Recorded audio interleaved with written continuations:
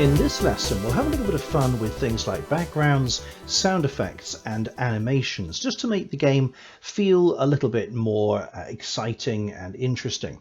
If we have a look at our stage, it looks great with the sprites and with the lava and with the platform, but this great big white expanse at the back is a little bit plain. And it doesn't matter which level we're on, it's going to still look plain white. So what we can do here is add a background. We can't do that within the platform sprite, because anything we draw in here, if I was to start, putting great big background sections here, that would now be part of the platform, which would mean that the player couldn't get past that section there. So we must make sure that the background is done separately to the platform sprite itself.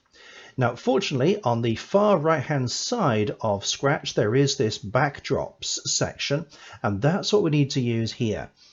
So if we go to the very bottom right corner where it says backdrops, we can have a little look on Scratch. There are some there, so we can see that there are some example backgrounds here. This blue sky one's the one that I used, I think, in the demonstration at the beginning. Most of them are of pictures, and this might well be suitable. So if, for example, you have a theme to your game, then it might be that the theme matches one of these, like Savannah, for example. There you go. You can see that now has completely changed the appearance of the game. So just by putting a background in there, we've made the game feel and look a little bit more interesting. So that's something that you can do that will help to improve the way your game appears. So backdrops are something that you can either use that are built into Scratch, or of course you can draw your own. So if you go into Paint, you can start to draw your own backdrops. So for example, let's go to the rectangle here. Let's choose a plain color, pale yellow or something, perhaps like that, and then fill that out there. So there again, we've got a backdrop to our game. It's a single color. We can start to play around with that. And honestly, whatever you want to come up with here, it's your game and your rules.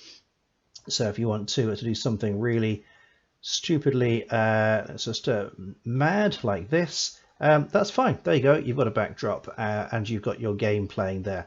And that won't in any way affect your game. So the backdrop is just simply a picture. It won't affect the game. The player won't be able to land on it or anything. It's something that's just there in the background to make the game look more interesting. So that's the first thing that you can do to improve the way that your game looks. What you can also do with your game is to add sound. Now, sounds can be added a couple of different ways. The first is that you can record your own sound. So let's say that we've got the enemy. Let's say we've got the enemy here, and when the enemy catches the player, we want the enemy to do some sort of mad laugh or something, some evil cackle. So we can record ourselves doing that, and I warn you now, I am about to do an evil cackle. So this is how we would do that. If we have the enemy, we need to select the enemy, and we find the section of code which is controlling what happens if the enemy catches the player. So have a look at the code, see if you can work out where that is. Where is that line where we identify that the enemy has captured, has caught up with, or touched the enemy? Do you think you know where it is? Well, if you found this line over here, that is exactly right. So here it's the if touching player, then what do? Well, we broadcast the message caught, so all the other parts of the game know what's happened. We set the enemy back to its start point, and we can also play a sound. So on the left-hand side, you have this sounds category, the pink section here. And what we're going to do is grab this block here, start sound. You'll see that there are two that sound very similar. There's play sound and start sound. The play sound until done means that that sound will carry on playing and nothing else in this code will happen until the sound has finished. So that might not be so good. You want the game to continue playing. So that's why we're using start sound. Don't worry about the fact that it's got pop on there at the moment. You can see when I click on it that makes that sound there. If you click on the drop down, you can see that the option there is to record. So if we click on record, what we can do here is to begin recording by clicking on this button and then stop recording in a moment. So I'm about to do an evil laugh for the enemy. So here goes. Just like that. So I hope you enjoyed that. So that I hope that's not going to be a meme now. That little bit of sound, you can see the audio wave there. That's what an audio wave looks like. So we can play that if we want to. Don't particularly want to, so I'm going to save that. That is the picture of the sound, and if I go back to the code, you'll see that I have that recording one listed. I can rename that, so if I click on recording one at the top here, just like we name costumes and we name sprites, we can name sounds. So I'll call that cackle, like that. And now if I've got this little block here, you'll see that I have cackle there. And if I click on it, there we go, we have the sound effect there.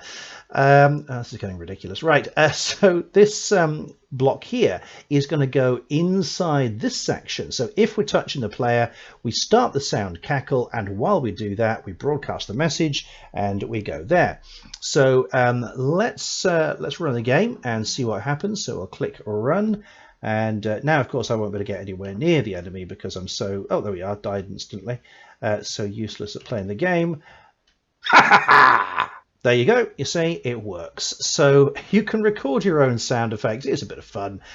You can make your game yourself. And of course, like everything with platforms, with the sprites, we can change the things later on. We can always go back and edit the platform, edit the sprites, and change or edit the sounds. That's not a problem. If you want more professional sounds, and I don't know why you would, because that's just awesome, but if you wanted more professional sounds, then you can go online. And if you go, for example, to Google and you type in free sound effects, there's about 764 million websites there, so that should be enough for you. I found this one called freesound.org. The beauty of freesound.org is that these sound effects are free, they're copyright free, license free, so you can use them and there won't be any copyright issues. Which is good. Within the Free Sound website, I found this pack called 8-Bit Video Games, which has some really cool sounds here. So you can play these, preview these sound effects, and I found jumps like that, and it's easy just to download those. You need an account, but it's a free account, so you can download that yourself, and you can then upload that. So again, we're in the enemy, actually let's do the jump in the player, of course. So in the player sprite here, let's head over to the sounds tab at the top there, and on the bottom left, again, we can either record a sound. There are sounds within the game itself which you can use. But I'm going to upload a sound. So I'm going to upload that sound there. So that's that one. There we go. I can rename that sound as well. So I'll call that jump, like that. And in the code now, what I can do is when we press the up arrow, so I'm still in the player code here. When we press the up arrow, we play that jump sound. So here's the start sound one here. We've got jump. We don't have cackle because that was recorded or put within the tab for the enemy. So that's why we can't see the enemy cackle. So that code I'm going to put in just underneath if we press the up arrow, which means that what happens now is if I run the game, every time I jump, I make that sound. Now that's a little bit irritating, I think. So we might possibly be able to change the volume level of that. But you can put sound effects in for the lava. You could put your own scream in there, or hissing bubbles or something. You can put some sound effect for reaching the portal, of course, some starry tinkling sound or something. I mean, it is up to you. It's your game. It's your imagination. But sound effects like that are a really good way of making the game a bit more interesting, a bit more fun. And that's what games should be, fun. So we've looked at backgrounds, we've looked at sounds. The next thing is to think about animation, and there are all sorts of different ways in which we can animate our game. Of course, we've already got the enemy animated. We've done that already. There is an animation you may have been able to spot. If I run the game, if you look closely at the lava, you will see that the lava is cycling through orange and yellow, back to red and yellow, and then orange to yellow. So it just has a slight color shift to it. You may have noticed that already. If you haven't noticed that already, it's been there now for at least the last 3 tutorials. So well done there. How did I do that? Well, let's have a look at the code for the lava. So if I go over to the lava, you can see this is the code I've used for that. So I'll pull this apart so that we can see more clearly what's going on. So first of all, we have when the game starts, we have a forever loop. It's going to cycle over that forever and ever and ever. And we do 2 things here. First of all, we're going to repeat something 20 times. And that one thing is to change the color effect, which cycles through from red to orange to yellow to green to blue to purple and then back to red. So it changes the color effect by 1. If we continued that beyond 20, we're repeating this 20 times, then we'd end up going from red to orange to yellow to green and then blue, and that looks a bit weird for lava. So I've said just 20 times increase color by 1, and each time we do increase it by 1, just wait a quarter of a second. So then it's going to go 20 times, changing it by 1, which is a very slight shift, waiting a quarter of a second, doing it again, and that will do it 20 times. So in total, you're doing a color change effect up to 20. And then you're doing it backwards. So again, 20 times, you're changing the color by -1. So you're going back to the original color, and because you don't want to do it too quickly, you just put a quarter of a second wait in there. Those 2 go together and they go inside that forever loop.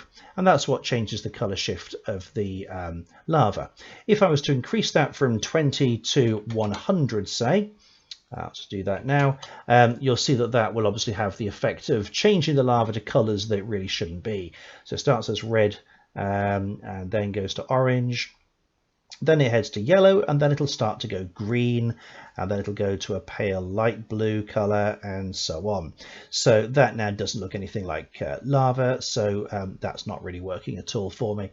So if you wanted to change color effect, you can do something like that. Something else that I want to do is to make the portal rotate. So I want the portal to spin around. So it's going to be rotating around like a sort of spinning cube at the moment. So I have got it as a cube at the moment, so I could maybe do something else with that, but for the moment let's just use as a cube.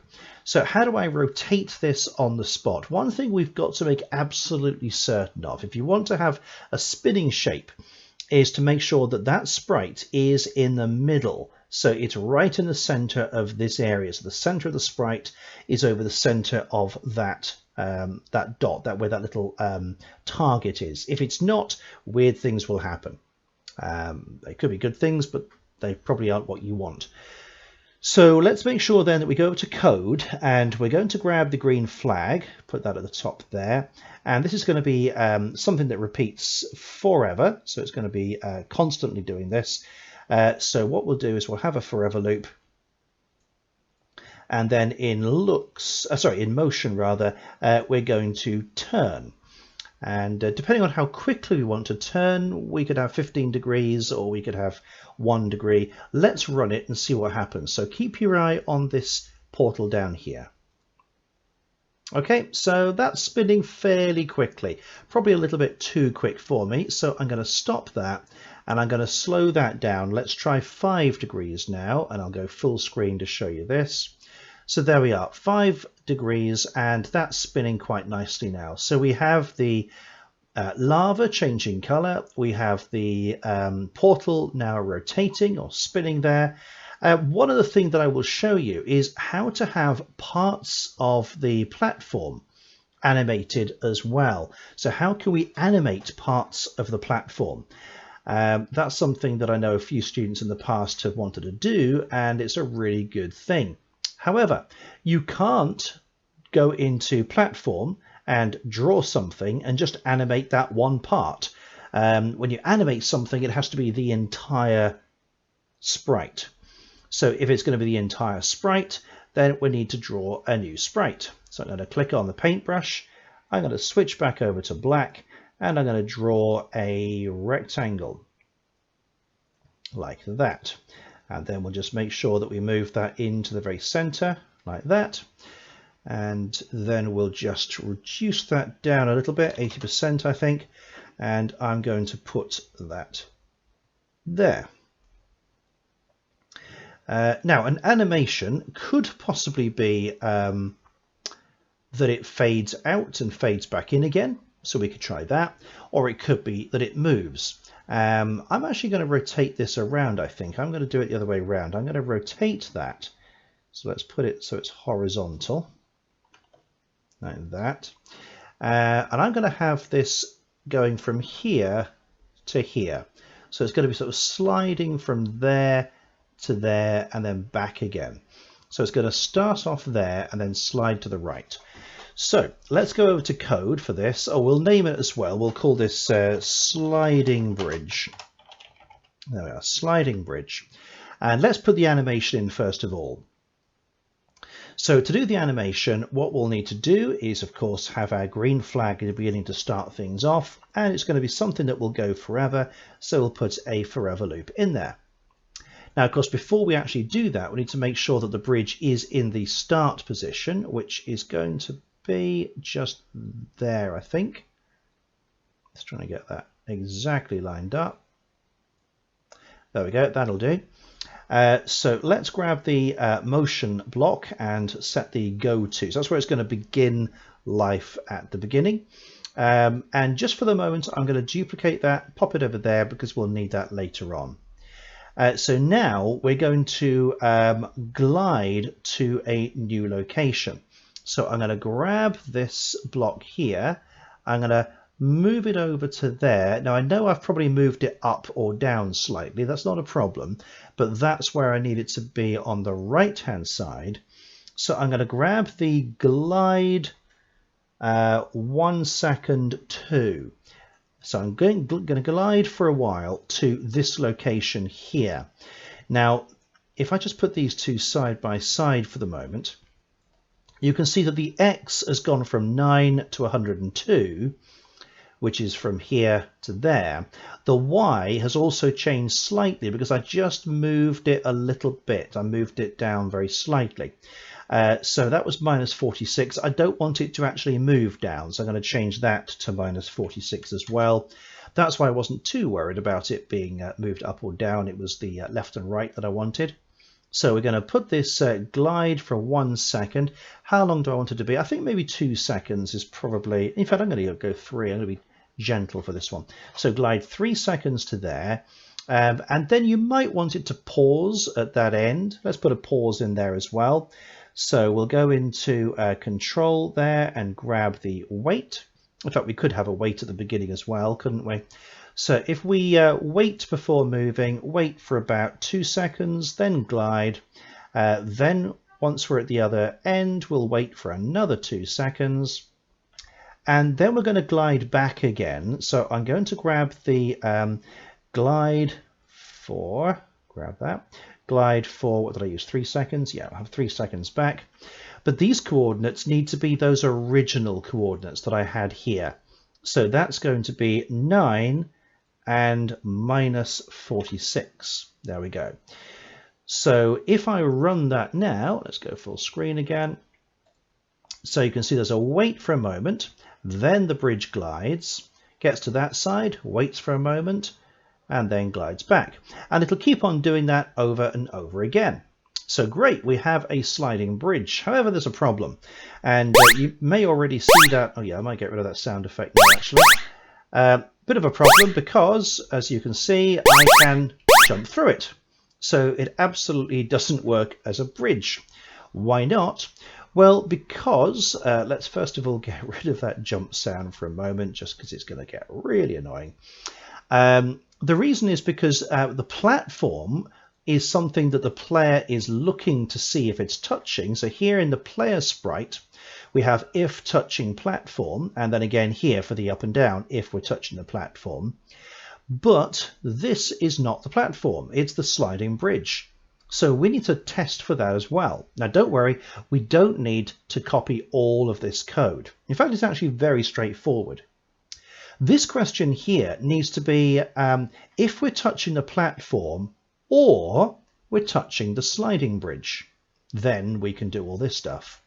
So let's just pull that touching platform and go to operators where we have the or block here.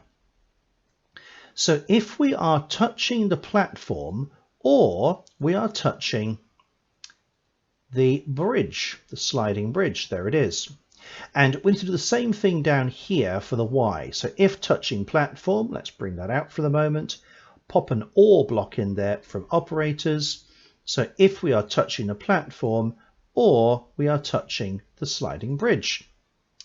Now the other thing, of course, is the enemy. The enemy was also looking out for the platform. There it is. So let's do that for the enemy as well. So if touching platform, we'll pull that out, pop an OR block in there.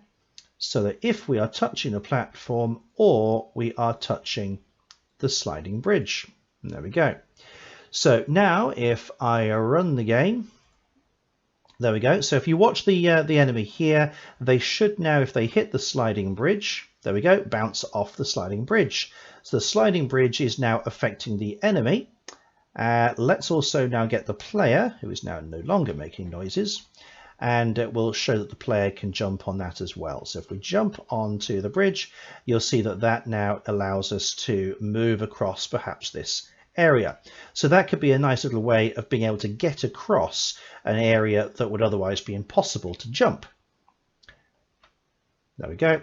Now we haven't set it up so that if we sit on that, it takes us with it. So if we don't move, we're just going to drop down.